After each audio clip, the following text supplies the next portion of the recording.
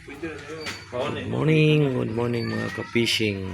Okay, ano ni ang gama na tong fish trap. Okay, siya. Gibuhan na to ang tunga. Tabasan na to siya. Mga taga. Ano siya, gipangbuhan na to. Ang mga parts sa to ang gamit. Soldering iron. Ano siya, ipangtusok ka na. So, ano siya. And then, ano siya, kuhan. Inigtos na to dito sa dagat at itong butangan ni og paon siya sa ilaw sama dan ng magdukduk ta og kanang tuyom.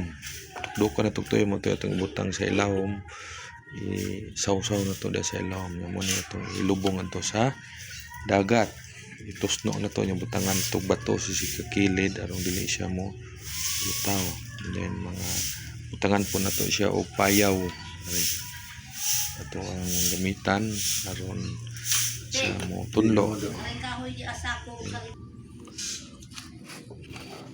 Ito siya guys, ayan. Nagama rin tayo ng payaw. Ito ilubong na to sa dagat ni o itusno kani siya nga fish trap. Kini siya mo ay atong payaw kung lawom na siya. Ngunit timailhan siya nga kanang nanditong dapitan na to gibutang gitaan bali. So kini siya maglutaw sa babaw nya kari dito sa ilawom sa dagat. Anya butangan na to bato si kakilid or siya tong arong dili siya mo luhag. Steady lang siya nga ingana ang posisyon niya. Mo ni siya ang gianan sa kanang mga isda nga mosulod nito sa ilawom niya. Butang tag paon na sa ilawom mga umang or shrimp nga gagmay kaayo ato ang gagmay-gagmayon. Butang na to sa ilawom arong sila mo sulod ngadto. So mo ni ato ang sample kini siya.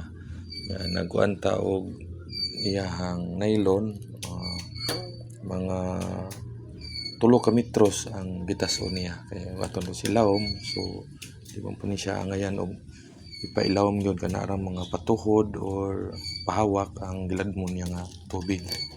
Or depende po og kung medyo dako-dako ng dagat sangko sa baga. So mo ni siya ang ato ang nagama. Kini siya. May mga buho siya si kakilid na nagama atong buho may arong ana mo agi ag tubig ini arsa na to. So ato na ni siyang sample na to kun ka-fishing o ato ni siyang kuan na to sa dagat. Ito ang suwayan og sa epektibo gyud nga mga labayan, pata o sa padihang samok or